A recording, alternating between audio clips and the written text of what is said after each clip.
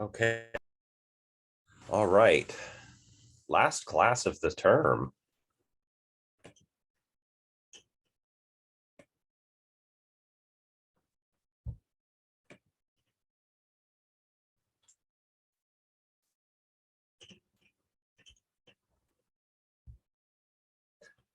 All right. Hi, everyone. Oh, here's more people.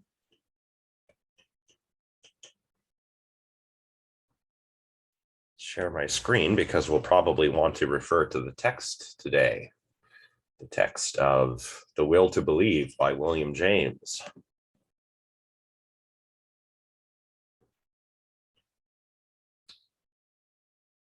All right.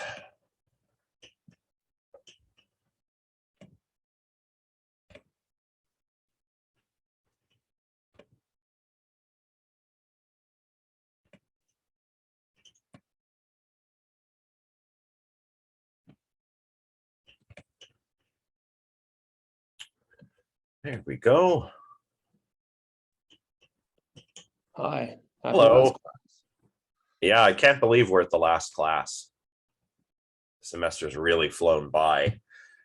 Yeah. Okay, so first thing, I was going to do a video particular to the essay assignment coming up.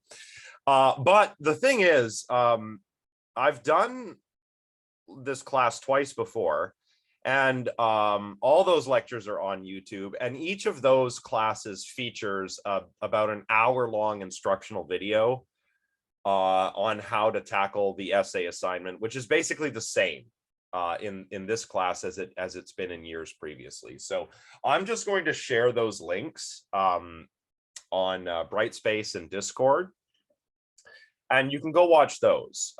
You'll want to skip the beginning, which is mostly about the proposal, which you've already done. But there's a lot there in those videos. I would probably just watch the most recent one, so the one from last summer's version of this course. But it really does contain everything that you'll need to know. Okay, so that's it for that. Let's see. So today, Will to Believe by William James. This is an interesting paper. Or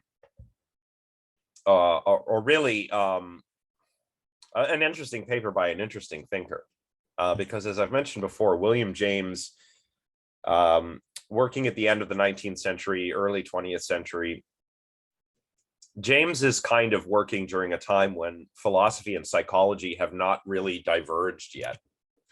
So he's got essays on things like the mind and free will and stuff like that. But this essay concerns what he calls the will to believe. And the paper really deals with when it's okay, morally or ethically speaking, to believe when there's a lack of evidence. And I thought that was relevant to the class, even though what James is mostly talking about is religious belief, not belief in the paranormal. Although he does interestingly mention some paranormal stuff further into the paper, which is interesting because James is also working during a time when spiritualism is at its height. Remember, the late 19th century and early 20th century. So he says here, I've long defended to my own students the lawfulness of voluntary adopted faith. This is kind of what he's trying to do here. And he talks about a number of famous examples besides his of arguments for and against believing without evidence. The two big ones that I want to talk about are Pascal's wager and Clifford's sort of ethics of belief argument. So that's what I want to focus on today. So the discussion might not take too long, actually. What I want to do is relate it primarily to what we've been discussing in the class, and perhaps even to what Jones and Zusne say about belief change, right? So where James is talking about when it's okay to believe in something without evidence, Jones and Zisney are more concerned with whether it's ethical to change belief. And as they said in their paper, they think that, yes, it is, because that's the point of education, right? So let's go here to right here. This is kind of the important part for understanding what James is really doing. Let us give the name of hypothesis to anything that may be proposed to our belief. And just as the electricians, whoops, wrong button. Let's make this smaller. And just as the electricians speak of live and dead wires, let us speak of any hypothesis as either live or dead. A live hypothesis is one which appeals as a real possibility to him whom it is proposed. Okay, so we needed some examples of a live hypothesis. Well, this next one serves. It's a little antiquated in the way that it's talked about, way that it's put. If I ask you to believe in the Mahdi, the notion makes no electric connection to your nature. It refuses to scintillate with any credibility at all. As an hypothesis, is completely dead. To an Arab, however, even if he be not one of the Mahdi's followers, the hypothesis is among the mind's best possibilities. It is alive. So yeah, a little bit antiquated. But what he's saying here is that, look, we're all Protestants here at I think this was a lecture given at Yale and Brown. So he's in New England. He's like, we're all Protestants here. So if you ask us to believe in the Mahdi, the Imam Mahdi, that is, in Islam, is believed will come back, or not come back, but he'll be there with Jesus, or Isa ibn Miriam. In Islam, he's Isa, and they'll fight the I'm not sure what he's called in Islam. Maybe somebody can help me out. But like who the Christians would call the Antichrist or the beast. So it's an eschatological belief, a belief to do with the end of the world. To a Christian, they're going to say, well, I don't really think it's a live hypothesis to believe in Imam Mahdi, right? But for a Muslim, it certainly is, right?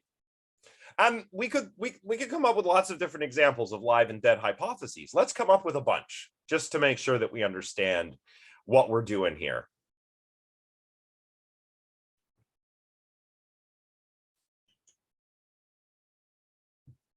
Maybe in this class, some propositions have seemed live or dead to some of you.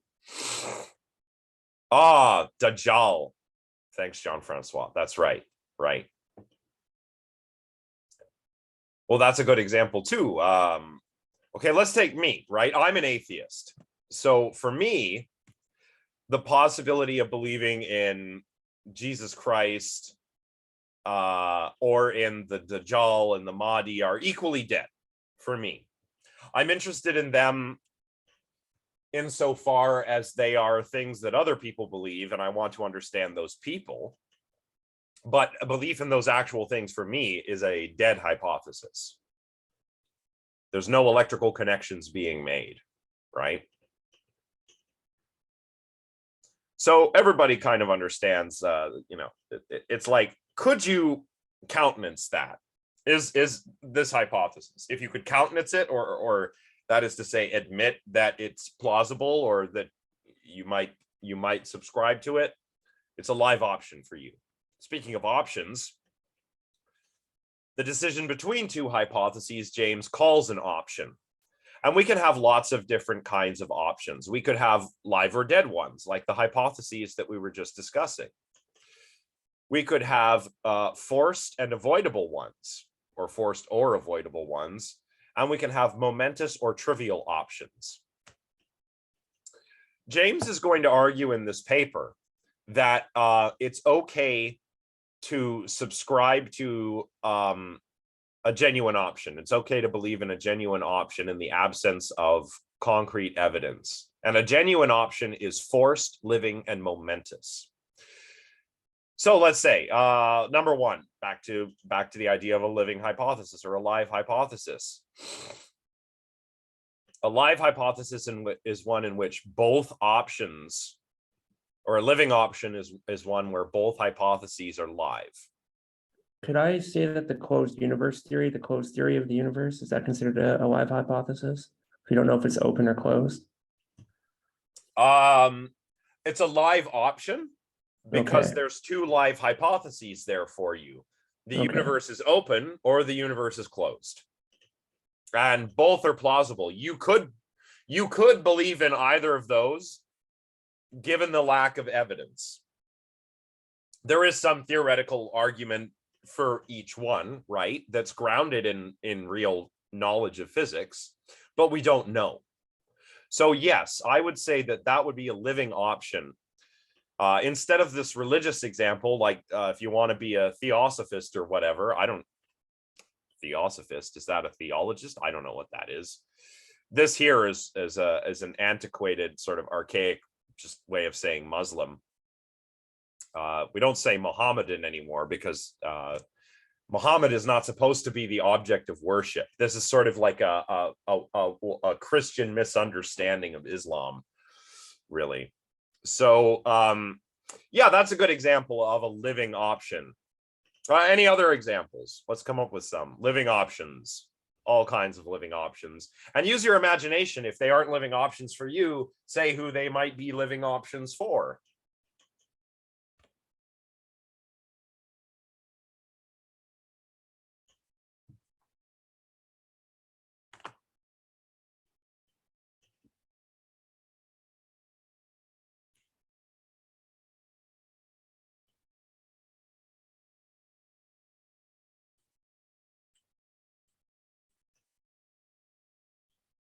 Well, let's suppose you're a believer in the paranormal, right? And let's use some examples from this class.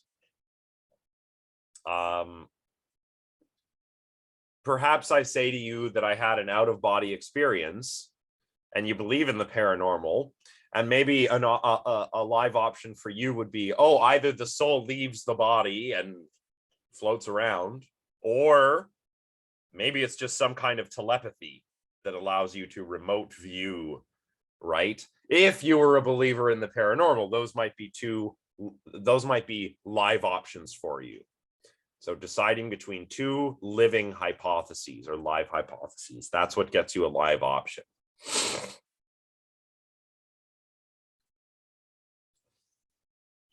Forced.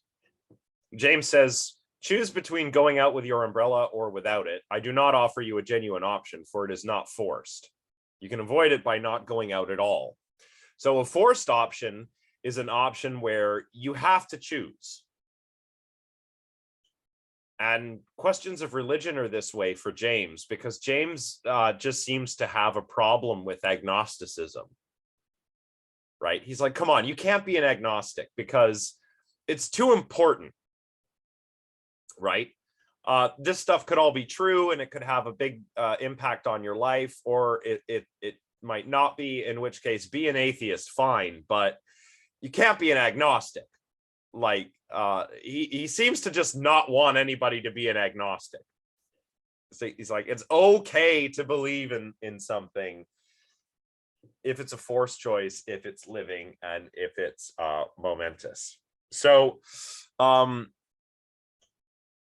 so that's what it means to say that it's forced. You have to decide. And finally, if it's momentous, that might be something like getting to join an expedition to the North Pole, right? That's the example James uses. Dr. Nansen maybe is in this audience, actually. So if I were Dr. Nansen and proposed to you to join my North Pole expedition, your option would be momentous, for this would probably be your only similar opportunity. And your choice now would either exclude you from the North Pole sort of immortality altogether, or put at least the chance of it into your hands. So if you've got a momentous thing, it's like a once in a lifetime, life-changing, impactful option. So going to the North Pole, going into space, right? Like going to be an astronaut, that would be a momentous option. You should, you want to go into space, you go to become an astronaut. It's a once in a lifetime kind of thing. Think of how many few people have been astronauts. And you consider how many people there are altogether, right? We need to keep all of these in mind, because James is going to argue that when you have an option that is live, forced, and momentous, you have a genuine option. And in that case, it's okay to believe. And you can see why he applies this to religious belief, because later on he talks about the tendency of scientists to not accept anything unless it can be verified. And we just can't do that. Forget matters of religion. There are also more mundane matters where we don't do that. And I kind of agree. I have to admit, I kind of agree with James a little bit here. Is anyone familiar with the school of philosophy called logical positivism? So logical positivism is a little bit after James, but it reflects a lot of the sort of thing James says later in this talk about the scientific attitude. Basically, the positivists were like, we can only assent to statements that can be verified. So, the world, there is the world.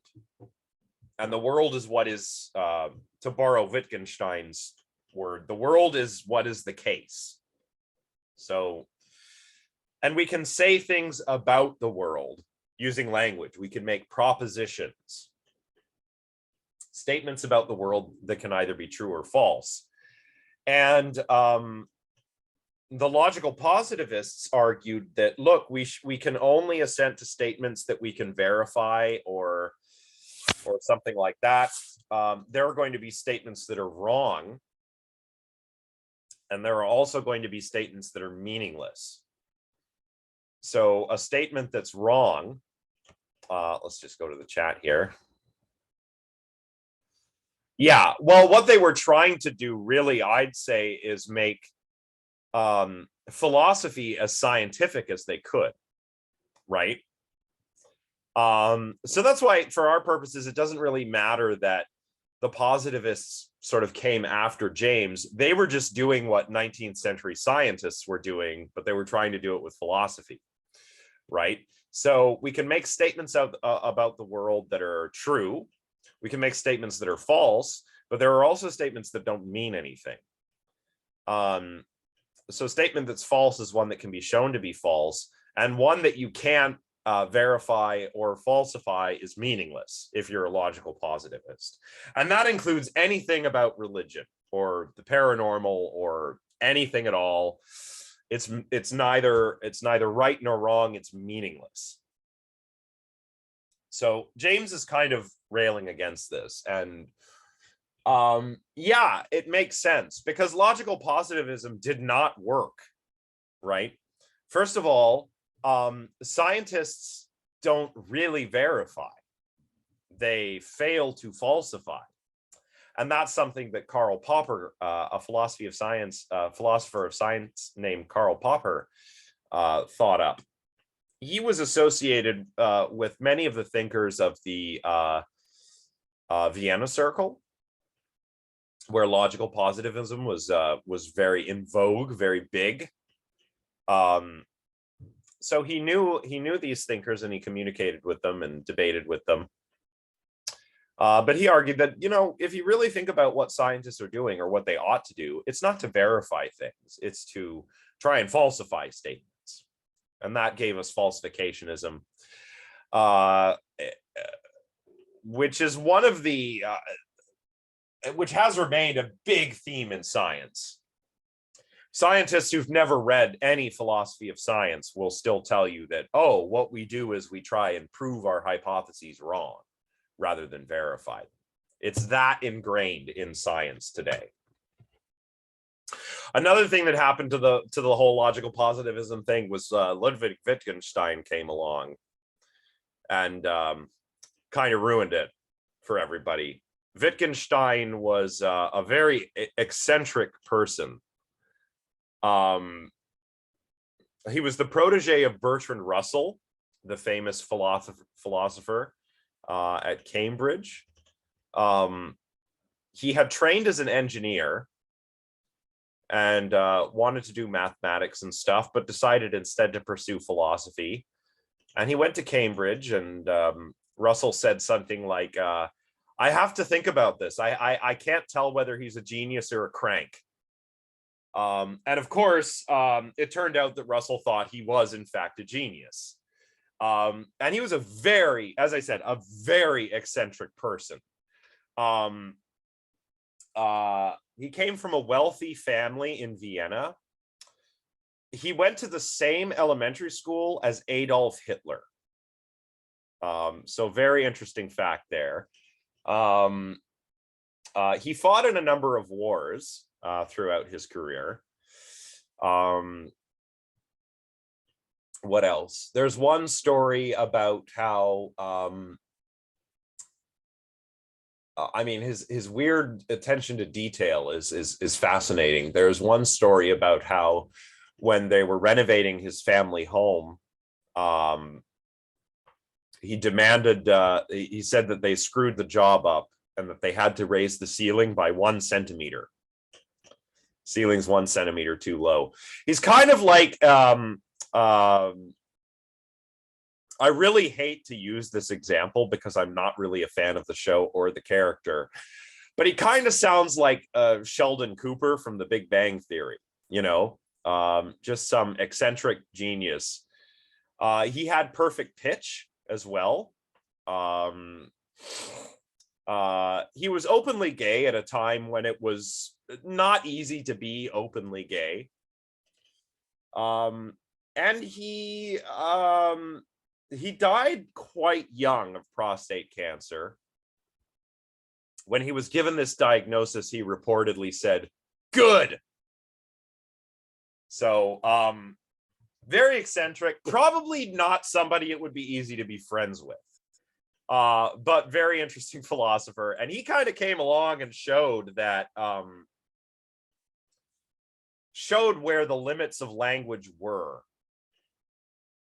And that was sort of the death knell of positivism and verificationism. Yeah, a bit of a Chad.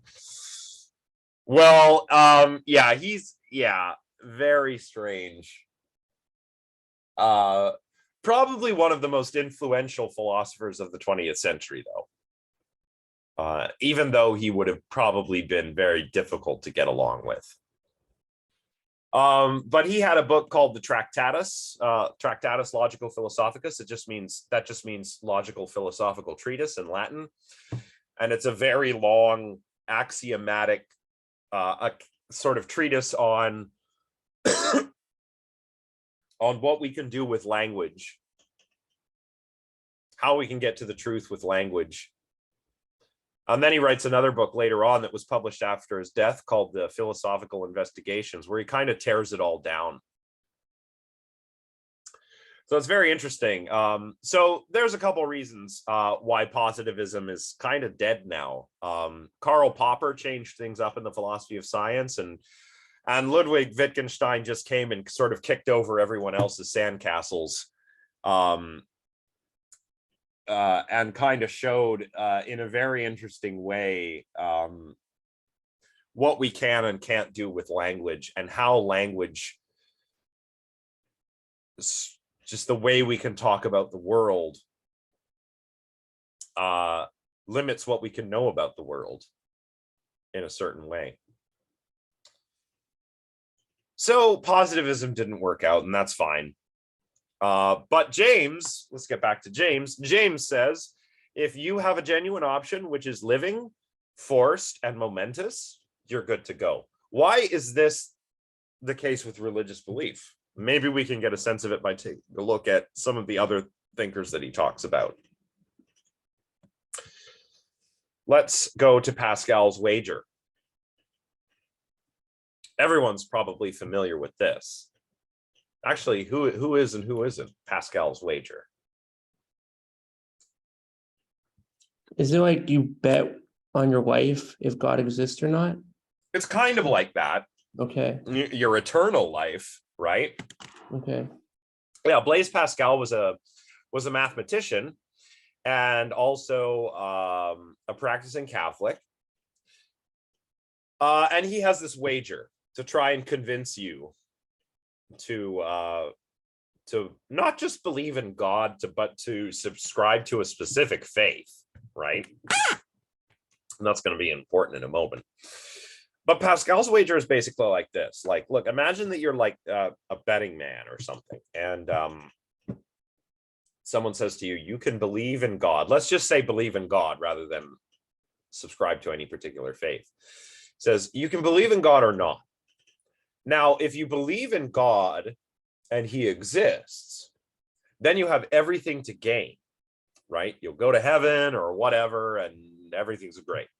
So if you believe in God and live a good life, you have everything to gain. But if there is no God, who cares? You're just dead. No loss. But if you disbelieve, if you're an atheist or something, and there is a God, then you will go to hell. So, and then of course, if God doesn't exist, well, still no big deal. That's I saw an atheist tombstone once. On it was inscribed, "Here lies an atheist, all dressed up and no place to go." So it's funny. So let's see. You could believe in God, and if God exists, you have everything to gain and nothing to lose. But if you're an atheist and God exists, you have nothing to gain and everything to lose. That's Pascal's wager. But of course, Pascal, being a Catholic, is going to argue that it's not just about believing in God. You know, you've got to go to mass, you have to take communion, you have to do all of the rituals and stuff. And of course, why is this important for James? Well, James is a Protestant, for goodness sake. So he's going to say, like, well, Pascal's wager for me is not really a live hypothesis because I don't do all that stuff. I don't go to take the Eucharist and do all that Catholic stuff. We don't do the Ash Wednesday. We don't do that.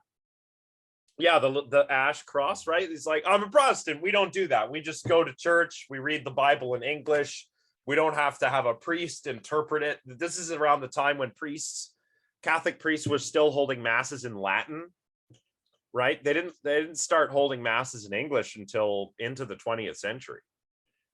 You know, so James is like, come on, this is silly to me, you know. No offense if there's any Catholics in the room, but James is like, this is not a live option for me.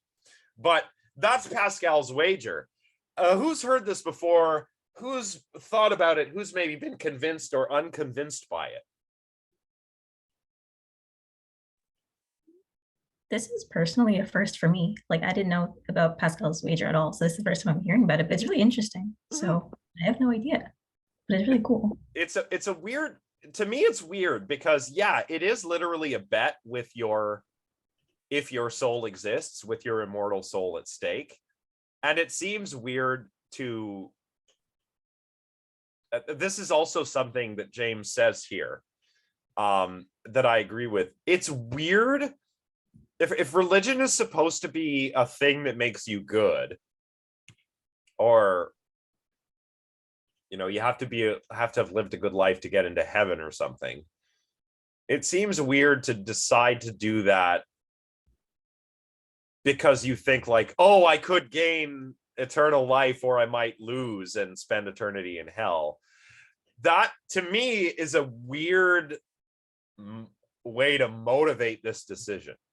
Right? Yeah, like your motivations aren't exactly aligned with, I guess, what the religion or the beliefs would say. So yeah, no, it is interesting. Like, I've never heard of this before. It's really cool. Yeah, it's actually one of the most famous arguments, not for God's existence, but for faith. It's an argument for faith. It's not like the ontological arguments from like scholastic philosophers, like Saint Anselm has an ontological argument. You know, God is great. Imagine a being greater than which nothing can be conceived. Well, that's God you're thinking about. Obviously, God's greater than anything that can be conceived. But wait, what you're conceiving doesn't exist. If it's great, if it's really the greatest thing, it would necessarily exist. So therefore, God exists. That's the ontological argument. And Descartes. Have you ever heard like could God create a stone so heavy that even he cannot lift it?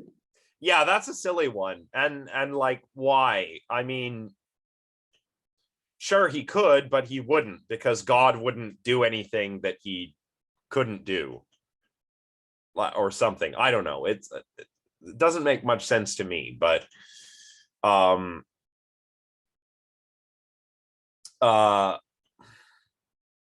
yeah, so this is interesting, and oh, that's what I was going to say. Just from the perspective, like in our little Western synthesis that we have here, which is a fusion of Abrahamic religion and Greek rationalism. This is kind of the intellectual basis of modern Western society: the Abrahamic religions and Greek rationalism. I'm with the Greek rationalists, who were all about, if you're talking about somebody like Socrates or Plato, or Aristotle with his virtue ethics, you do what's good for its own sake, right? Things that are good to do are worth doing by virtue of being good things. So, and there's all kinds of ancient sources you can read on this. Like, one interesting one is the Euthyphro by Plato, where Socrates is sitting on the steps of the courthouse or something in Athens, because he's about to have his charges brought against him for corrupting the youth. And he runs into Euthyphro. Euthyphro's going to the courthouse. He's like, "What's up, Euthyphro? What's up? What are you doing, man?" Euthyphro's like, "I'm going to bring murder charges against my dad." Socrates is like, "What?" "Yeah, my dad killed one of his slaves." You couldn't do that in ancient Greece. I mean, the ancient Greeks had slavery, yes. Was it nice? No. Was it as bad as like the slavery, like the transatlantic slave trade? Probably not, but it still wasn't great. They still owned people. But you couldn't kill them. You had to treat your slaves well. So if you were an enslaved person in ancient Greece, you weren't really free. You weren't a citizen, but at least you had the hope of getting an education and being freed one day. It still probably would have sucked a lot. So I'm not trying to say like, oh, it was great. I'm not. But it really sucked for Euthyphro's father's slave, because Euthyphro's dad killed him. And they have this big conversation on the steps of like, "Well, hang on, what is justice though, Euthyphro?" And it's this whole dialogue where they don't really get to the bottom of what justice is, but there's some sense in which, it all comes from the good. There's the form of the good, and everything good and just participates in this form. Or if you're Aristotle, you're probably like a virtue ethicist, where there are ends that are good to strive for. If you want to be a good chess player, there are certain things you need to do. And whether you're a good chess player will depend not only upon your skill at chess, but how good you are at doing the things you need to do to be good at chess.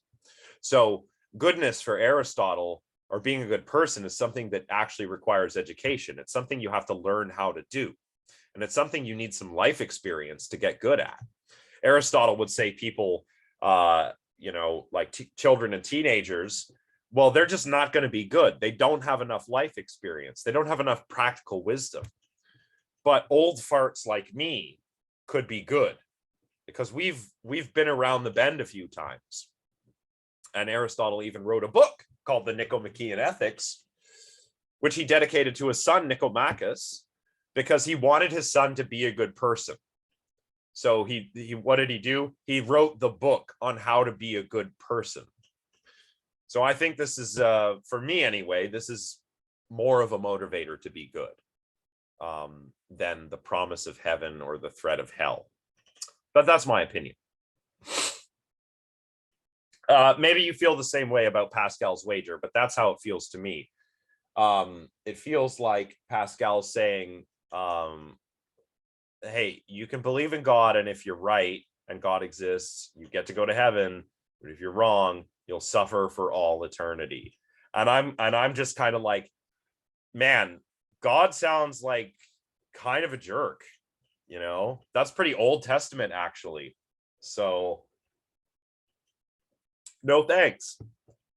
But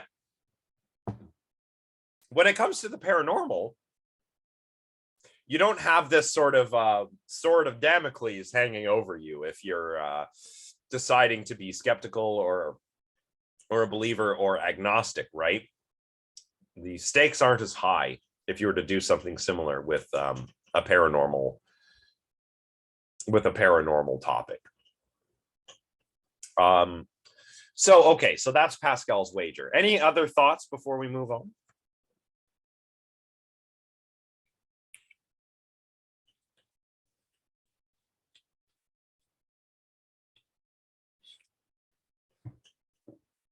We can see why James isn't happy with this, though, right? Yeah. James goes on to talk about Clifford. And this is kind of this is really the only other thing.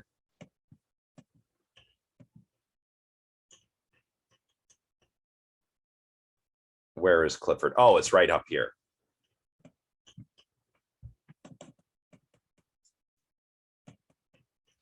So William K. Clifford, that delicious enfant terrible, Clifford. James. Shady James. He says, a belief is desecrated when given to unproved and unquestioned statements for the solace and private pleasure of the believer. Those who would deserve well of his fellows in this manner will guard the purity of his belief with a very fanaticism of jealous care, lest at any time it should rest on an unworthy object and catch a stain which can never be wiped away. If a belief has been accepted on insufficient evidence, even though the belief be true, as Clifford on the same page explains, the pleasure is a stolen one. It is sinful because it is stolen in defiance of our duty to mankind. That duty is to guard ourselves from such beliefs as from a pestilence, which may shortly master our own body and then spread to the rest of town. It is wrong always, everywhere, and for everyone to believe anything upon insufficient evidence. James certainly has a problem with this. I'm not sure if I do, though. Clifford tries to convince the reader of this with a thought experiment. Imagine there is a rich merchant guy and he owns a ship. Now, this ship makes a voyage across the sea. It carries expensive goods and it has a crew of people. The ship's made a lot of journeys, though, so it's starting to fall into disrepair. And some of these problems with the ship could pose a problem for the crew's safety, right? The ship could sink. You'd lose all your cargo. Your crew will all die. It won't be good if the ship sinks. So you know this. You're the ship owner and you know this. But you just decide to believe, like, it'll probably be okay. The ship sets sail and it makes it to the port safely and delivers all the goods, and all the people make it safely. The crew's fine. They've had to eat their hardtack and gruel for a few months, but they're sailors. They're fine with that. So they're there. And Clifford asks, did the person who sent the ship do anything wrong? Before I answer what Clifford says, what do you guys think? Remember, the ship made it okay. So did he do anything wrong? I just don't personally think I could do that. So that must be an indicator to me to know that that's something wrong to me. So like, I don't know, like if you have information like that, Yeah. I don't want to be risking people's lives, but at the same time, you don't want to scare everybody so much that they're in a panic. So I don't know, but Yeah, because if the ship doesn't sail, then a lot of people lose out on their livelihoods, right? The sailors don't get paid. If I go gamble with my mortgage at a What's craps that? game, if I gamble my mortgage on a craps game on red or black 50-50, and I come out on top, it's like I still did something pretty sketchy. Yeah. That's right. And Clifford agrees with that. But real quick, Alexis, I'm glad you mentioned your gut, because this is a little, just by the way thing, but that's one of the reasons why emotions evolved. The consensus in philosophy and psychology, even though there's a lot of debate about what exactly the emotions are they more like a perception? Are they more like a judgment? There's an interesting debate there that is really cool.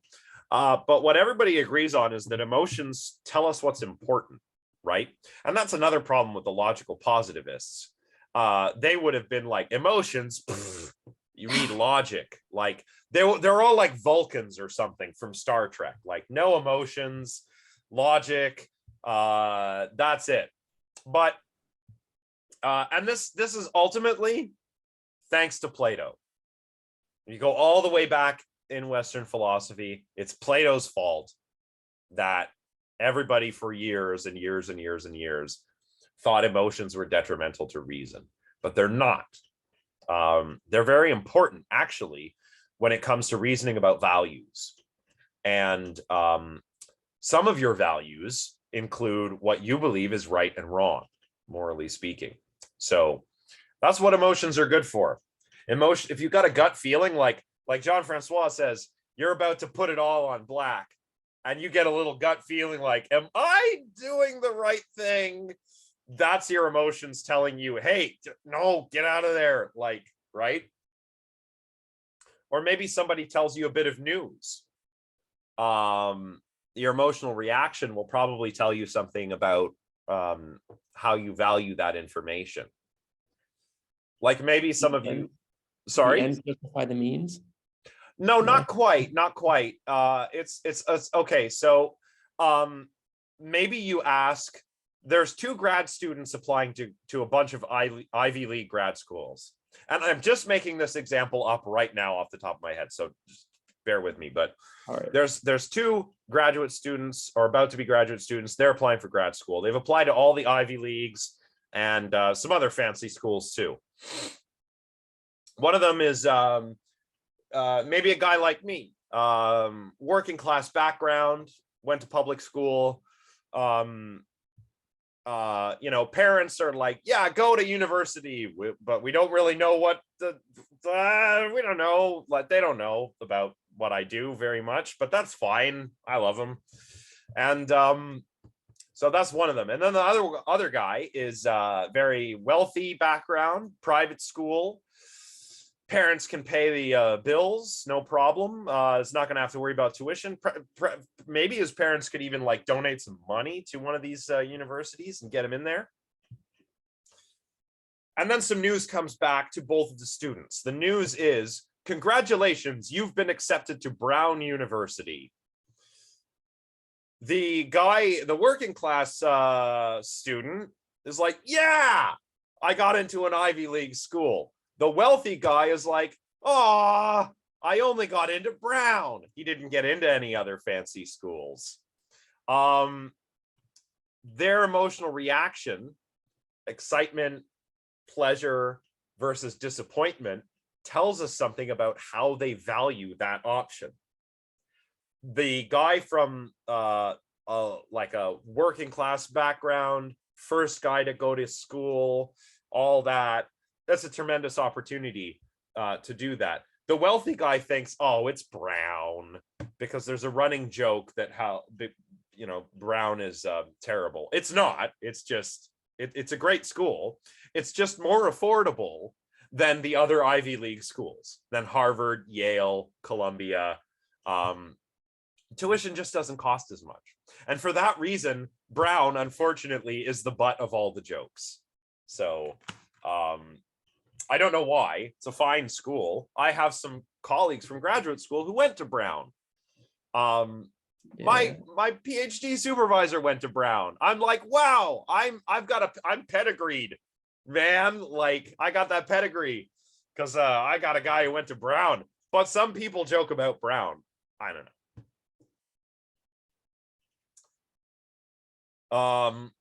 So that's a little story about emotions. Back to the thought experiment.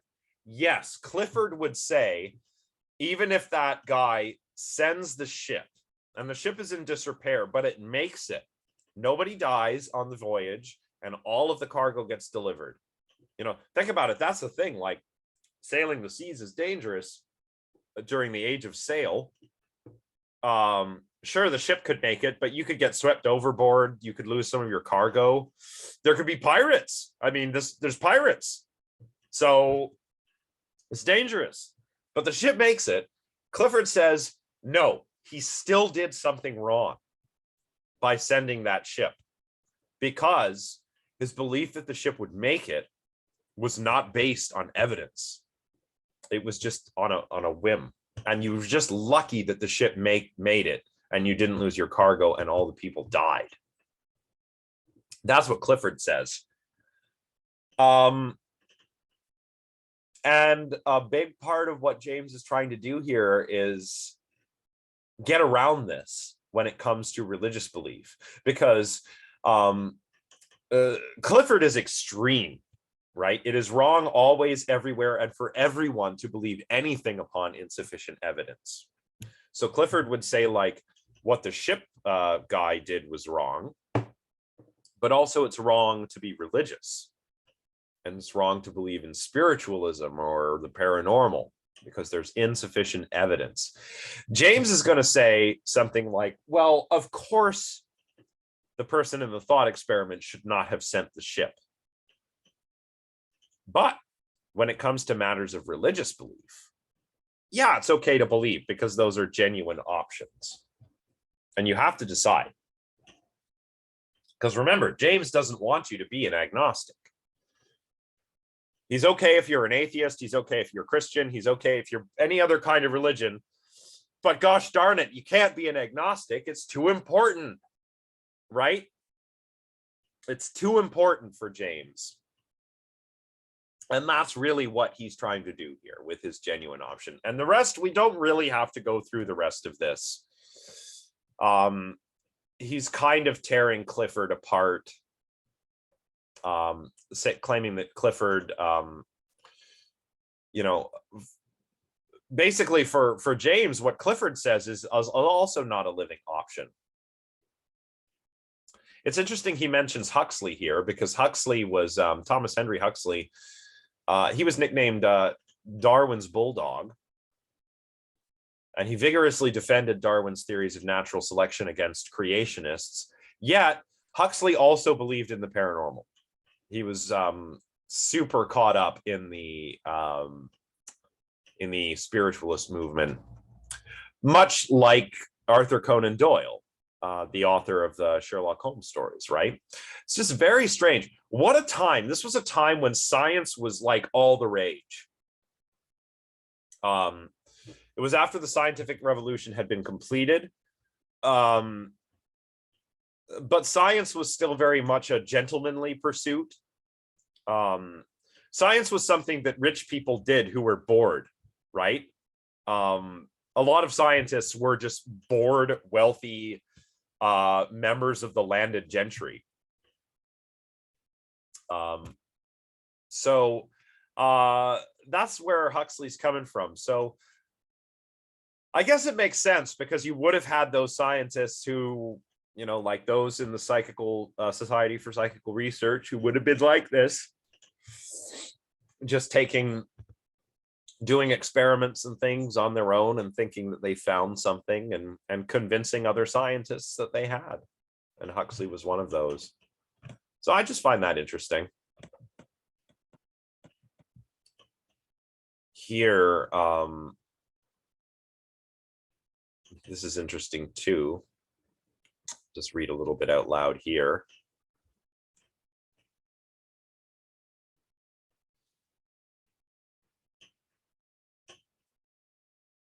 Very interesting bit about skepticism down at the bottom.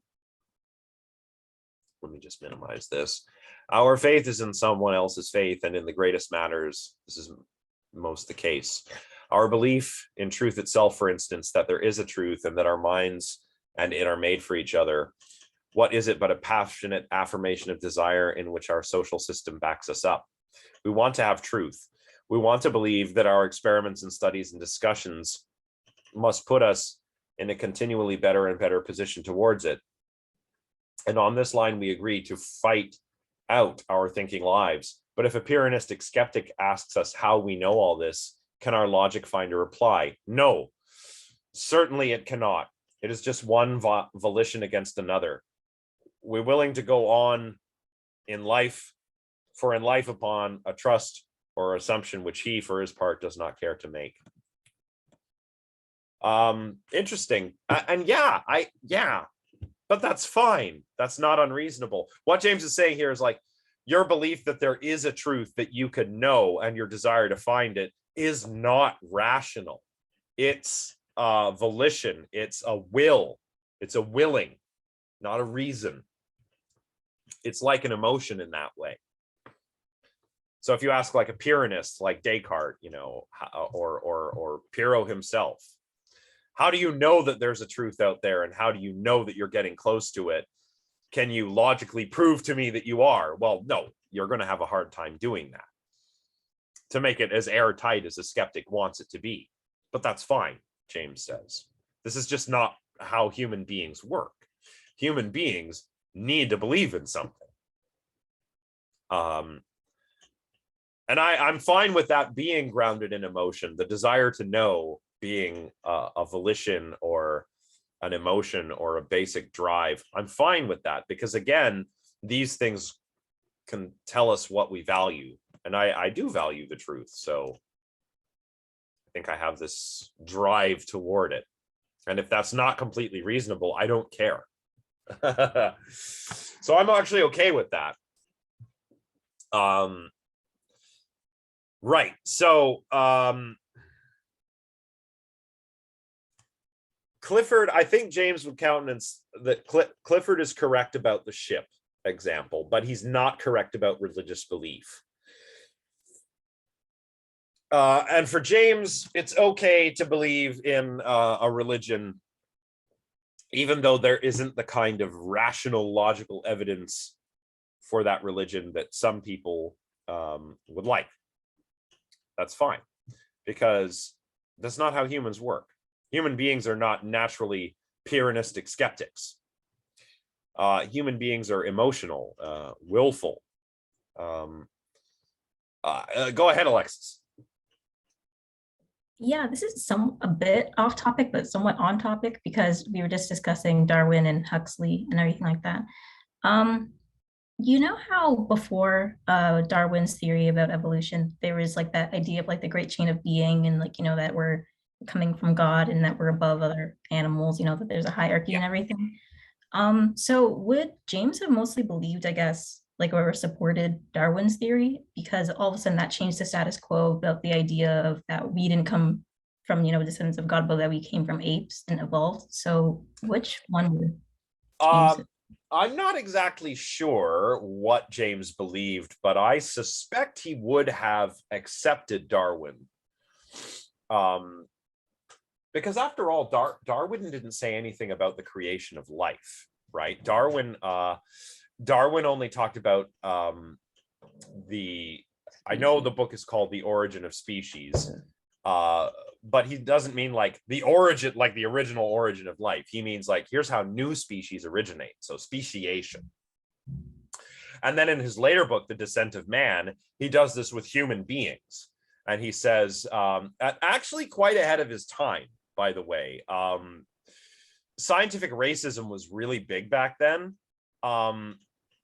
Darwin seems probably a bit racist now by our standards, but like in the terms of the language he uses, but But for somebody from his time, he was like not trying to be that, you know. So what he did with animals, he does with humans, and says like, well, clearly humans all descended from apes, and we're all way more similar than a lot of people want to say that, you know, a lot of people want to say that we're all different races. And, you know, while Darwin's using the word race, he's not like talking about different people as if they're different species or something like some of the other scientific racists were. Yeah, scientific racism. Yeah, that was big back then. And Darwin kind of flew in the face of that. So, you know, props to him. Even though he uses language that today we would say like, oh, don't use that language, it's a little racist. But and James, I think, would have seen that. Well, yes, obviously, like there is some evidence. Like, look at all this evidence for the origin of different species and the descent of man from apes. There's tons of evidence, sure. But because Darwin doesn't say anything about the origin of life, there's always room for God, right? And I think that's where James finds it. Also, all that reasonable evidential stuff aside, if you're a Christian like James, you need to believe in miracles. You can't have miracles if the world is a magical place already. The world has to be a rational, orderly place for impossible things to happen. At least for the potential to be there. I mean, I don't believe in miracles, but James would say like, yeah, the resurrection of Christ is a miracle, right? It's because it goes against everything we know about nature that it's a miracle. And for someone like James, you still need to be able to believe in miracles. So I think James probably would have accepted Darwin's findings, but I haven't really read anything on that in particular from James. Yeah, no, that's okay. I was just curious, but thank you. Thanks for the question. That was a really good question. Okay, so a genuine option is religious belief for James. Let's just, because it's the example that I know the best, let's just go with Christianity. But why is, say, being a Protestant Christian a genuine option for James? Well, it's a live option, right? He can decide to be that, or maybe some other kind of Christian, right? He doesn't want to be an agnostic.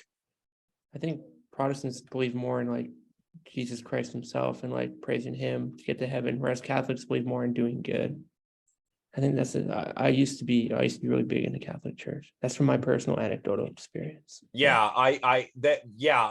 Protestantism is all about just I think it was Martin Luther actually who said sola scriptura sola fides, which means scripture alone, faith alone. That's all you need. You don't need you don't need to buy indulgences.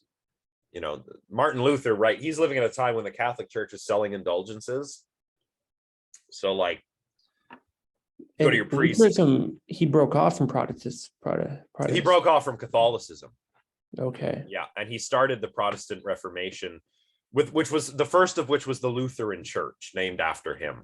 But there's other kinds of Protestant stuff happening, like we don't really think of the Anglican Church as Protestant, but it's separated from the Catholic Church too.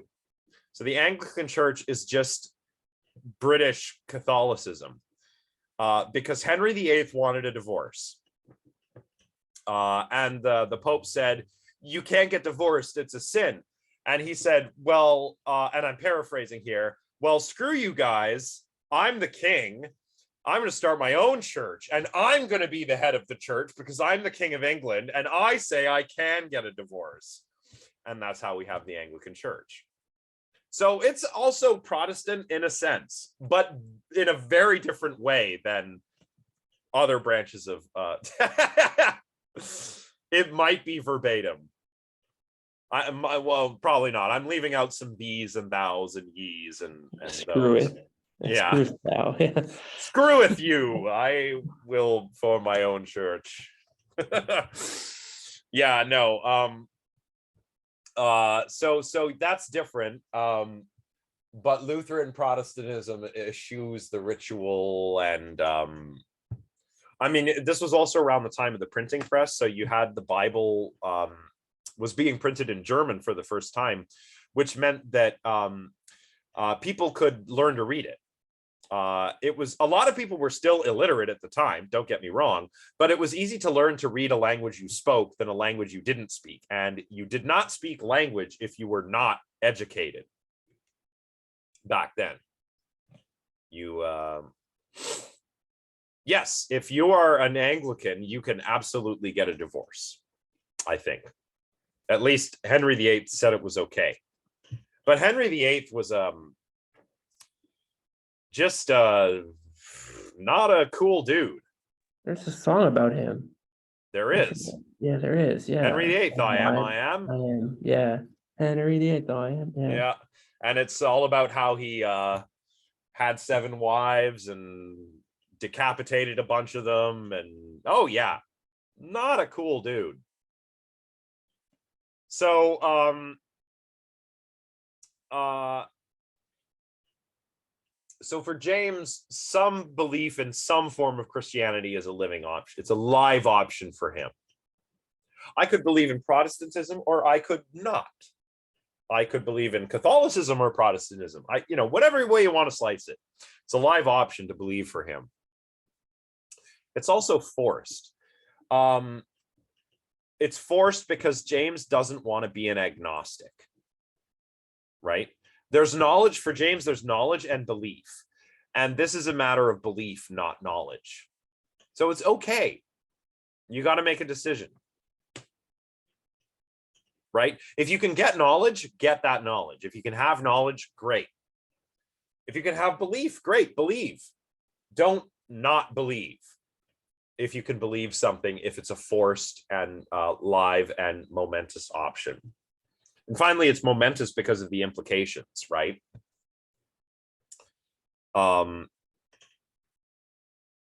If you decide to be a Christian, or indeed, if you decide to take up any other religion, that's going to have a very big impact on your life, right? Because James is thinking you've got to do it properly, I think. I don't think James would count people who say like, oh, I'm Christian, for example, but they don't go to church or do any of the holidays or pray or read the Bible. They don't do any of it. They're just like Christian by, like, culturally Christian. He would say like, you're not really a Christian though. You're just an agnostic or something. You need to get momentous and like either be one or don't be one and stop calling yourself one. But what about what we've talked about in this class? Oh, well, that's an interesting point. Agnosticism is a belief. Yeah. So agnosticism from agnosis, without knowledge. Yeah, I guess you can say, yeah, absolutely, that's a belief, because we don't have knowledge.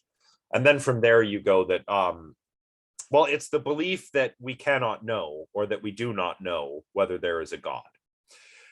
Some people don't call it that. Some people just call this weak atheism. Like Antony Flew called agnosticism weak atheism. So agnosticism or weak atheism is like, I don't know if there's a God or not, but I don't live my life as if there were. Then you're a weak atheist agnostic. And if you're a strong atheist, you're like, I believe there's no God, right? That's a strong atheist. So yeah, I'd say it's a belief for sure. And there's nothing wrong with beliefs. I mean, maybe, but this is a little bit like Pascal's wager, right? And that's a whole other can of worms, I think. Could be this middle one, we don't know. Yeah, okay, so belief is fine, because that's another thing that gets lost in discussions like this is what actually is the difference between knowledge and belief? Anyone care to venture a guess? knowledge can be universal, whereas belief can be personal. Well, knowledge can be personal too, right? Like, Right. I mean, there's some things I know about myself that no one else knows, but it's still knowledge, right? I guess when you say knowledge, it's like more grounded in truth, probably, but then belief is more like, I guess like JF saying, like that can be more personalized, but knowledge is more like a, I guess, more factual based, that kind of thing. But what is a fact? Really, what is, like, this is, I have a lot of fun with this because I talk to a lot of scientists who are like, science, and I'm like, I agree with you, but hey, by the way, what's a fact? And they can't tell me. You know, they'll say something like, well, a fact is something that's true, and I'm like, well, what's true? How do you know Yeah, what's what true? Kevin says. Yeah, something that can't be falsified or hasn't been falsified yet. Our understanding of the current situation. Well, and that's the thing. Sure, we haven't falsified yet. We're getting closer to the truth, but is it the truth? Could always turn out that we falsify it. I'll give you an example. Relativity theory has been tested like insanely since Einstein proposed it. And we've done all kinds of crazy things. Like, we've looked at the transit of Venus, gravitational waves, black holes orbiting each other. With every new bit of technology we get, we can look out into the universe and go, holy crap, this is true. It's true everywhere. Here's the thing. It can't be the whole story, though, because relativity and quantum mechanics are not compatible with one another. So one day it will come to occur that there will be a new paradigm. Maybe it'll be string theory. Maybe it'll be quantum gravity. We don't know what it'll be, but it'll be something that unites relativity and quantum mechanics, such that, you know, we'll know for certain that relativity, even though it's not wrong, isn't the whole story. You can imagine it'll be like what Newtonian physics is now. Newtonian physics still works in this middle world that we easily grok, right? But Newtonian physics does not work when we're talking about supermassive black holes or traveling near the speed of light. It doesn't work when we're talking about how quarks behave, right? One day it'll be the same with quantum mechanics and relativity theory. It is fun. Yeah, this is awesome. This is the philosophy of science right here. Okay, so I asked scientists, oh, all right, but what is a fact? What is knowledge? I like to think of a fact as a true proposition. And remember, propositions are statements about the world. They can be true or false. A fact is simply a true proposition. That's what I say. It's there are some clouds in the sky. I'm just looking outside. There's some clouds in the sky. That's a fact. I'm looking out, I see clouds. So that's a statement about the world that's true. There are clouds in the sky. In your immediate environment, there could be no clouds in elsewhere. Yes, but that's the thing. Like, facts can scale, right? So the statement, there are clouds in the sky, could be true or false, depending where you are on the planet Earth. The statement that you know, a proposition that tells you the meaning of like Kepler's planetary motion laws, right? That's going to be true everywhere. So yeah. Now, so we know what facts are, but what is the difference between knowledge and belief? Well, I got some bad news for those edgelord atheists on the internet who were like, oh man, religious people have beliefs, but we have knowledge. Checkmate. You know, I've got some bad news. Knowledge is a type of belief. Yeah. That's like on The Simpsons when Lisa gets a B.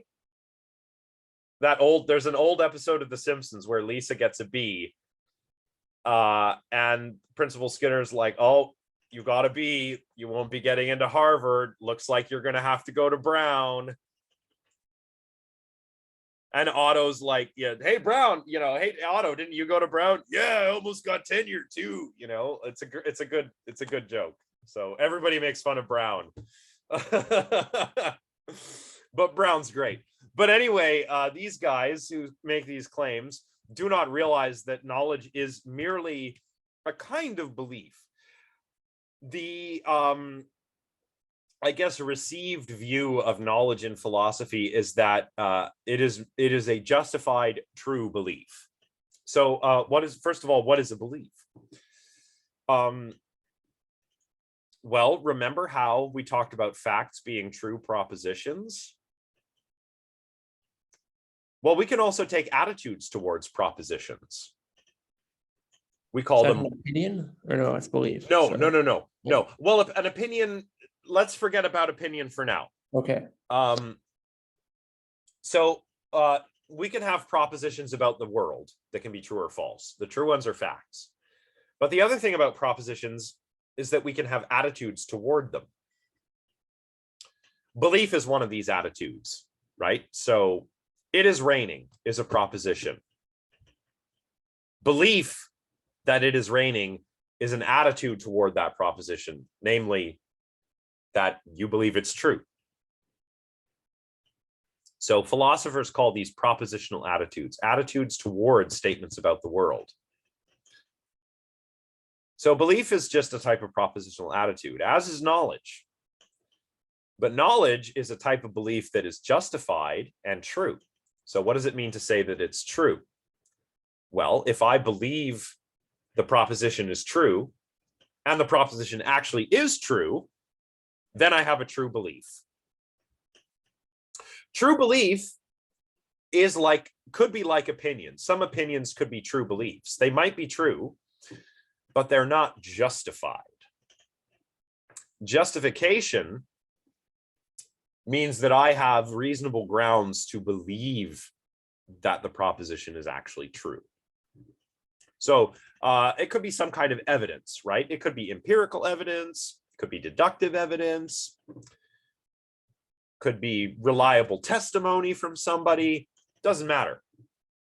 But I need that. To have knowledge, I have to have a belief. That belief has to be true and it has to be justified. And if I have those things, I have knowledge. So that's basically the received view. Why is knowledge better than other kinds of beliefs? Well, Plato says something fun about this in the Meno, a dialogue where he's, Meno comes and asks Socrates, like, hey, Socrates, what is virtue? And Socrates, because he's Socrates, is like, I don't know, Meno, let's talk about it. So they do, and they talk about it, and they do this whole thing. They do the geometry exercise. Meno has a boy who's his slave, and Socrates uses a math exercise with this boy to prove that all knowledge is innate. It doesn't really work that way, but it's it's one of the first arguments for innate knowledge that we get.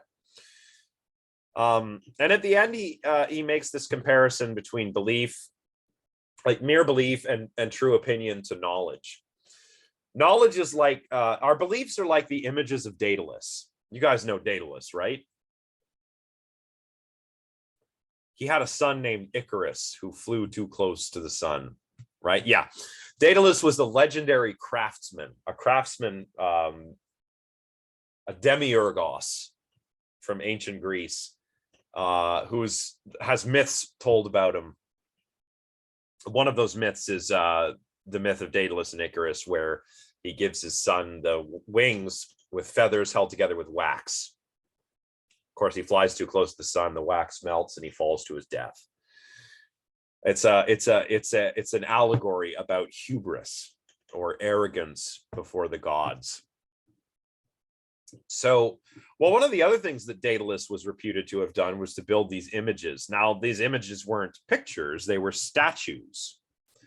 And it was said, because Daedalus was such an amazing craftsman, these images were so lifelike that if you didn't fasten them down, they would get up and walk away because they were so realistic. So Plato says, if you have knowledge, it's like you have you have a belief. It's like an image of Daedalus. If you have knowledge, it's fastened down by a chain and it's secure. But opinions, beliefs, they can get up and run away, change, and there's nothing you can do about it. So that's why you want knowledge rather than belief or opinion. Right, so that's what knowledge is. Now, yes, I'll give the internet atheists this. There is a difference between knowledge and religious belief, in the sense that religious belief or faith is meant, you're meant not to have evidence, right? At least in Christianity. You know, and especially in the New Testament, when you read the New Testament, Jesus is always like, you just got to believe in me, guys. That's it. That's all I ask. Just believe in me. You don't need proof or anything. Like, I'll get you proof. I'll come out of the cave after 3 days, and you know, but really you just need to believe. And that's the difference.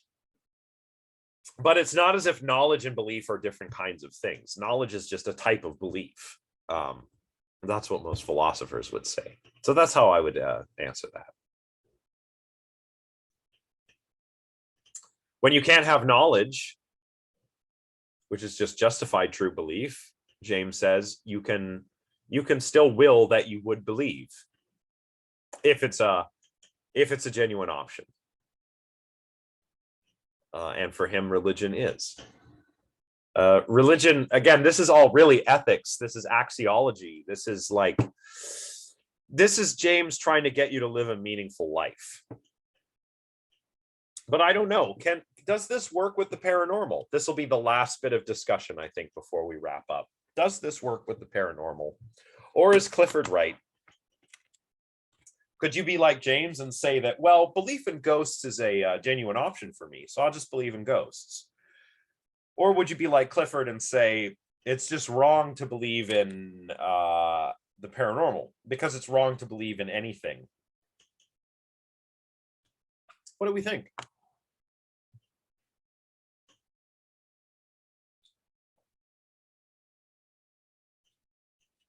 I'm not too fond of James. I don't like his 1 or 0 binary, like Kevin said, way of thinking. Not a fan. I'd watch the first season, but I'd rent the second, you know? Yeah. Here's what I say about James. I disagree with James about a lot, but he's probably one of the only philosophers from history that I'd love to just sit down and have a drink with and chat with. Right. Because he just seems like such a down-to-earth guy that even though I disagree with him, I'm like, hey man, do you want to hang out? Like, if I had a time machine, I think I'd go hang out.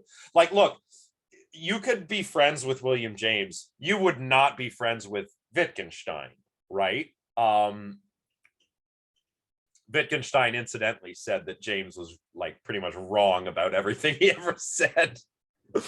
But that's fine. I'd still rather have a beer with William James than I would with Wittgenstein. So, okay, but what about applying this? So, okay, you're not a fan of James, but can we take his genuine option and can we see if belief in the paranormal could be a genuine option?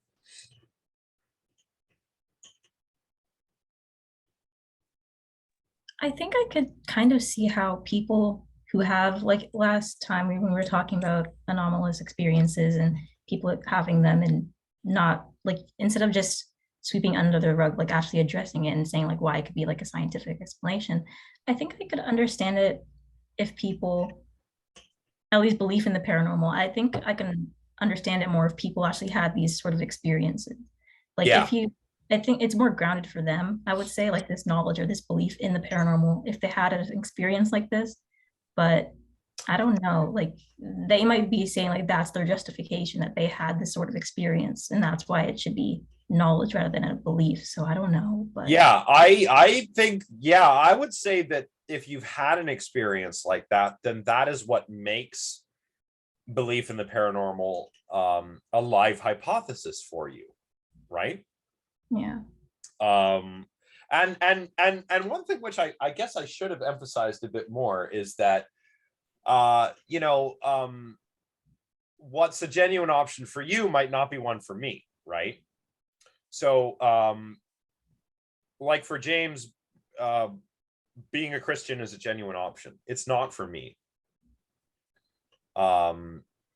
Being a believer in the paranormal is a live hypothesis, or the paranormal exists is a live hypothesis for somebody who's had an anomalous experience, for sure. But it's not for me because I haven't really had one, right? Other than like weird dreams and stuff. I think I had a dream about having a conversation like this recently, and it was strange. But anyway, yeah, so I guess, yeah, what I'm trying to emphasize is that it's certainly possible that belief in the paranormal could be a genuine option for somebody, but it's not going to be a genuine option for everybody. And usually when I see like you know, there are like quick videos on YouTube about this from like Crash Course and stuff. Actually, there's a great, if you want to watch Crash Course Philosophy, they have a video on the will to believe, and it's actually quite okay. You know, Hank Green, he's fine. But when these videos do this, they don't really emphasize that this is a personal thing, right? It's like the will to believe is your personal, what do you will that you ought to believe. So you know, and this is a great way of illustrating that is kind of down here. Why do so few scientists even look at the evidence for telepathy, so-called? Because they think, as a leading biologist now dead once said to me, that even if such a thing were true, scientists ought to band together to keep it suppressed and concealed. Really, William James? Come on. I'm sure there are some scientists who feel that way, but that's not how you're supposed to be doing science. You know, you want to be like a Carl Sagan, right? Imagination and skepticism, not a logical positivist. Don't be like a logical positivist. Alan Turing. I just remembered this. Who knows Alan Turing? From World War II. Yes, the imitation game, the Turing test. Yeah. So Alan Turing, real quick. Alan Turing is my hero. Or I don't know if I have heroes, but if I did, Alan Turing would be a hero. Alan Turing is the grandfather of artificial intelligence. He did not invent the digital computer, but he did formalize a theory of computation and proved what computers are and what they do. We would not have computers as we know them today if it were not for Alan Turing. So Alan Turing proved that there exists a, and he did this all with math. He didn't build these computers. He did this all mathematically when he was a graduate student. He came along and he proved mathematically that there are machines that can run any computable function. Anything that's computable can be run on a universal Turing machine. A universal Turing machine is the kind of computers we use all the time. Your smartphones, your laptops, your PCs, they're universal Turing machines. So Alan Turing made the computer possible, the modern digital computer possible. Alan Turing also built computers with his colleagues at Bletchley Park during the Second World War by thanks to intelligence from Polish scientists who had smuggled out the German Enigma machines. The Germans used a very complicated cipher machine called that the Allies called the Enigma machine during the Second World War. And it was so complicated that the possible ways that you could set the ciphers on the machine, it's something like 150 million. And this was back when computer referred to human computer, somebody who would sit down and do the math. Now, you had all these folks at Bletchley Park in the UK working on Project Ultra. That's what it was called, Project Ultra. MK Ultra or Ultra? No, Is- what's the difference? just Project Ultra. MK Ultra is a CIA thing in the 60s that basically gave us the hippies. I'll tell you about that after. But Project Ultra, Churchill called it that because the information that the Allies were getting was ultra secret, right? So they wouldn't act on anything unless they could come up with a plausible way, besides having broken the Enigma code, that they might have gotten that information. Anyway, so the Brits, the Allies, they're working on this in Bletchley Park, and they got Alan Turing, who, thanks to the work of the Polish spies and mathematicians who had these Enigma machines, he was able to construct computers that were able to work out the settings that the Enigma machines would have been using. And the Enigma machines changed their settings every week too.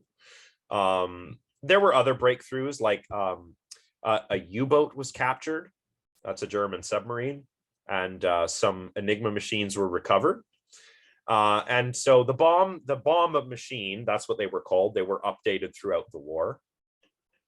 But there's a saying amongst historians: the Second World War was won by British intelligence, American steel, and Soviet blood.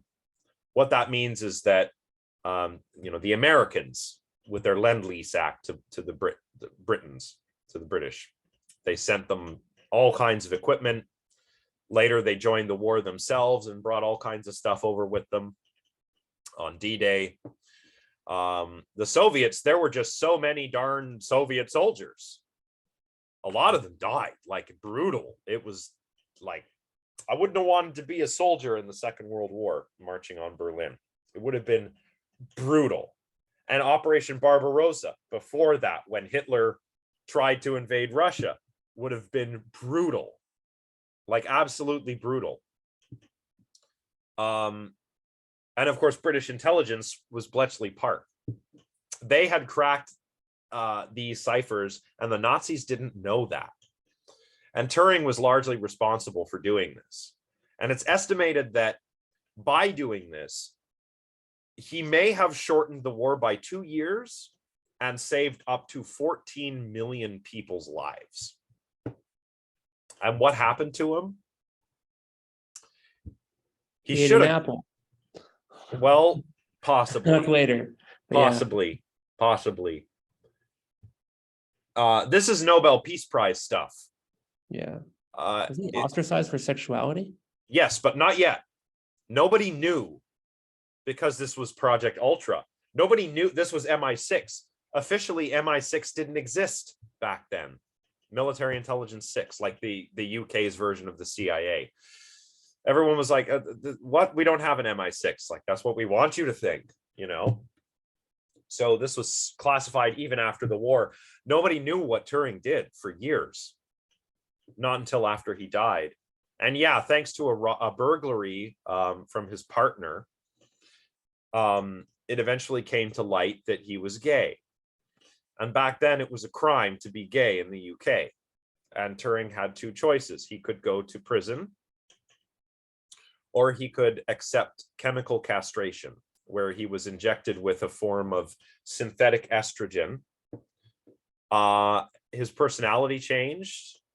He developed female secondary sex characteristics. So he actually started growing breasts. He became impotent. I don't know. I don't understand. It's basically a sort of forced sterilization. And why, I don't know. I think it was the shadow of eugenics, which, even though we fought the Nazis and they were big eugenicists, I mean, the Nazis just took it to its extreme.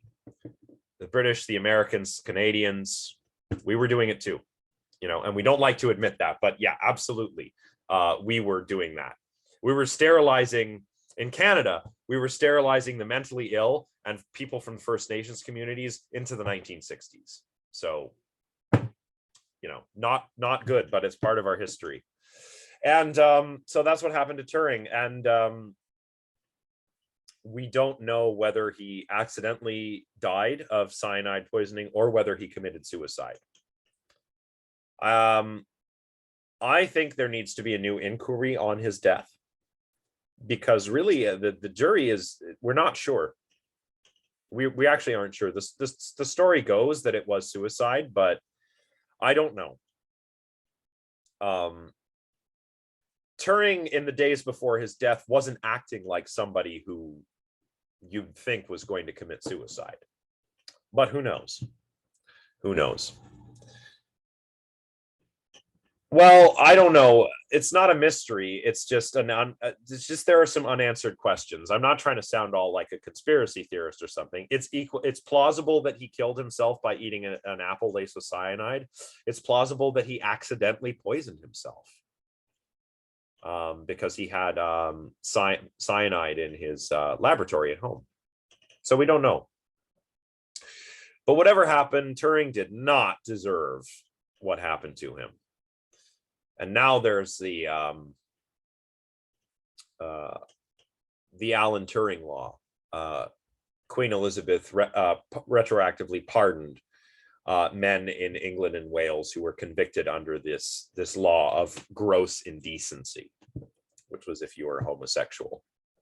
It was the same law that they went after Oscar Wilde with back in the day. So great injustice there for Turing. And it's a sad story, but that's why Turing's my hero. Gave us the computer, probably saved a hell of a lot of people's lives during the Second World War. And the reason why it's close to my heart is because my grandmother lived through that.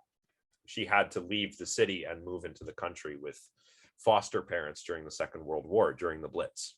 And that was something that affected her for the rest of her life. So yeah. I guess it's close to my heart for that reason. But Alan Turing, the reason I brought him up is because Alan Turing, in his paper on what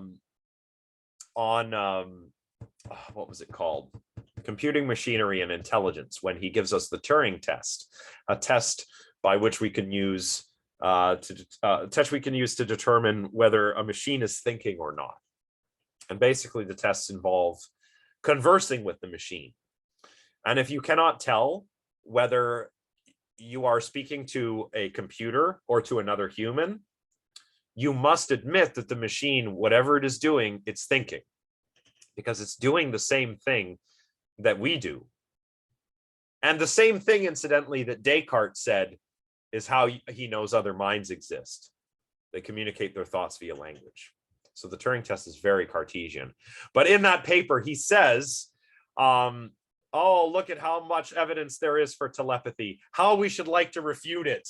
But unfortunately, there's too much evidence. He was talking about the statistical stuff that the Rhines had, right? Their significant, hit rate on their Zener card experiments. Turing didn't know that with better statistical techniques, things fall to insignificant levels. Turing didn't know later about cases of fraud that would be found. So I can kind of forgive him for this. But even Alan Turing was one of these scientists who was like, there shouldn't be telepathy, damn it. Like, but yeah, if we're going to be good scientists and even good philosophers, we shouldn't be dogmatic about this, right? So don't be a Clifford, be a Sagan, I guess is what I'm saying. Yeah. If I keep going, I'm going to go on another long digression about some other thinker that you probably don't care about. So why don't we try and wrap it up? What does everybody think? Not just about this, but do you feel like you learned a lot? Like, how was the class? No, it's terrible. 0 out of 10. Oh, jeez. Never. Yeah. Okay, I guess I'll go teach scholastic philosophy or something. Yeah. Just drive a school bus. Yeah. No, it was fantastic. I have never taken a philosophy course ever in my life, and this is the first one I've ever taken. And it's Awesome. opened my mind to so many different things. Well, that's great. But, Keep in mind, I mean, other philosophy classes you might take are not going to be like this one. This is a weird class. yeah, But I'm glad that's you good. liked it. Rebecca Yeah. says favorite class. Thank you. That's awesome. Yeah. I even there's a departmental spotlight on me in the philosophy department, and they called it "What is it like to teach a weird course?" And I was like, yeah, like that's me. Like just because I love, I don't mind doing weird stuff for philosophy classes. It's great. Getting a lot of good feedback here. Yeah, thanks, guys. I really appreciate that. I really do. And I'm happy that you've all got something out of it. That makes me very happy. Yeah, I learned a lot. I really love this class. This is my third philosophy class, I think, since first year. Nice. What other So- philosophy have you done? I took the first one I took was Intro to Ethics and Social Issues, I think. Mm. And then the other one was Intro to Philosophy. Good And that stuff. Yeah, but I really love this one, like the content of this one, and just because it's, like it has like the intersection of like paranormal information and activity, all that kind of stuff. Like it's really cool. I love this class. Yeah, I mean, I think it's neat because the reason I enjoy it is just because this is one of those classes that when people hear about it, they're kind of like, what? Like, is this going to be a parapsychology class or something? And some people are probably disappointed when they get here, like, oh, he's not really going to tell us why ghosts are real. I think I've gotten that reaction from some students before, but no, it's just a chance to do something different. I mean, it's not like I came up with the idea. Professor Larrivee, in the midst of the pandemic, said, there's a few, we need to offer some classes because there's a lot of students, they're at home, they're isolating, quarantining, they're bored, they need something to do, right? So let's offer some classes. It's like you could teach these classes, or you could do philosophy of the paranormal. And I thought, hey, like that would be cool, because how many other departments have something like this? It would be kind of fun. And I bet that like I'd have fun and students would have fun. And every year it gets a little more fun. And I just want to say that this is the most fun I've had doing this class, because this is the first time I've done it live. And the engagement from all of you has been really great. And that's, like, I'm just an instructor. I don't have tenure. I'm not doing this for the money. This makes it worthwhile. So thank you all for such a great semester. It's been great, yeah, Kevin was like, oh, what is parapsychology? What am I going to be learning about? But that's good. That's good. Some people are excited. They think it's going to be all about, yes, the paranormal is real. We'll watch Ancient Aliens or something. No, we've got to be skeptical. So yeah, that's it. I guess I just leave you with that message where, go forward and, don't shy away from weird, controversial topics. Keep an open mind, but also be skeptical. Don't have your mind so open that your brains fall out, as it were. So, oh yes, well, we did trash some stuff. We did do that. I think it would be fun to do a class on conspiracy theories, in fact, because this is all kind of in my wheelhouse. A class on pseudoscience and a class on conspiracy theories could be a lot of fun. But then I'd get QAnon people maybe in the class. That would be weird. I do have a quick question, Professor. I just remember now. For our essays, then, are they still worth 45% when No, students? I'm still going to make that change I discussed last time. I just haven't quite sat down and figured it out, because I was finishing up my portion of the proposals. Okay, no problem. Thank you. But I'll probably lower it to 40 or maybe even 35, and then I'll bring the quizzes up. It still means, of course, you'll have to do well on the paper, right?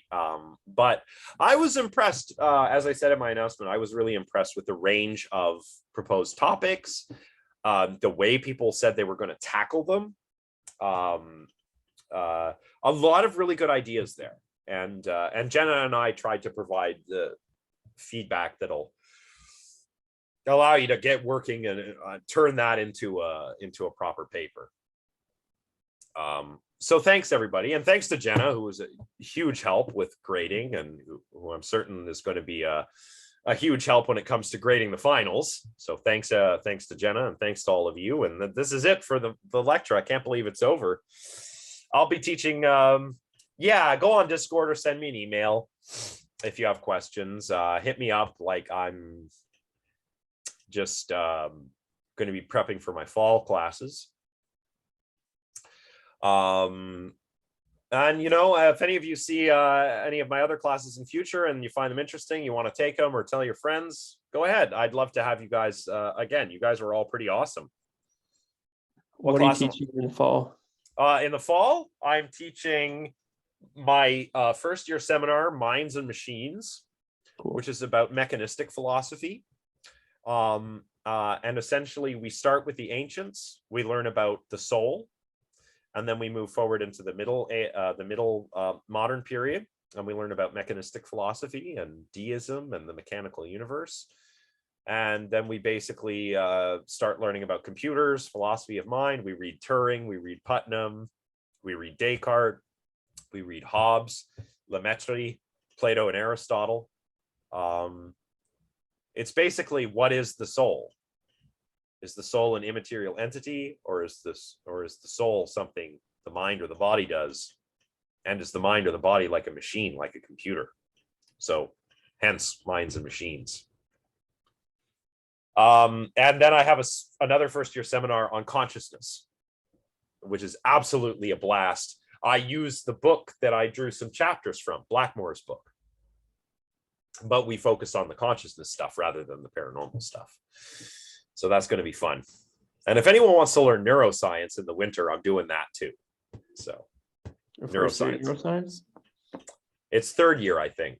Okay. It's cognitive neuroscience. It's offered through the Cog Sci department, so it's not as crazy as if you were to take it from like an actual neuroscientist, but you'll learn enough. Oh, and then I have, and then the final one is a seminar on the philosophy of music.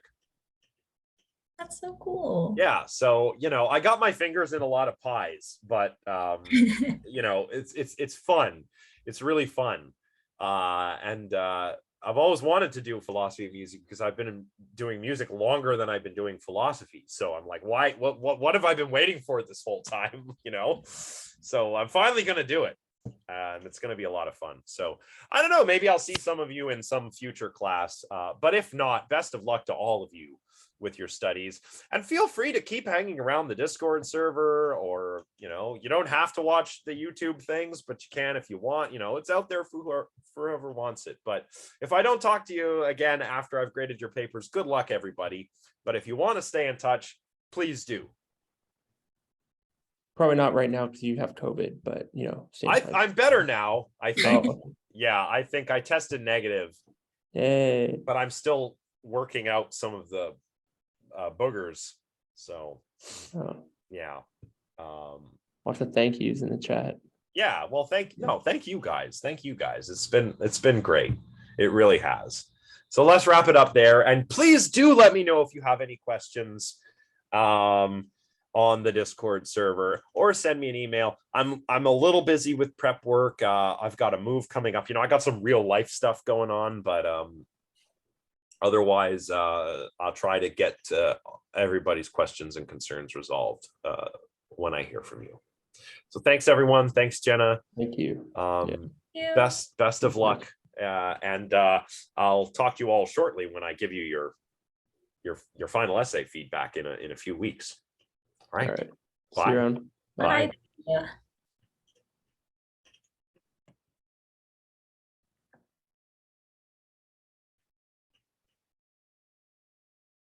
And transmission.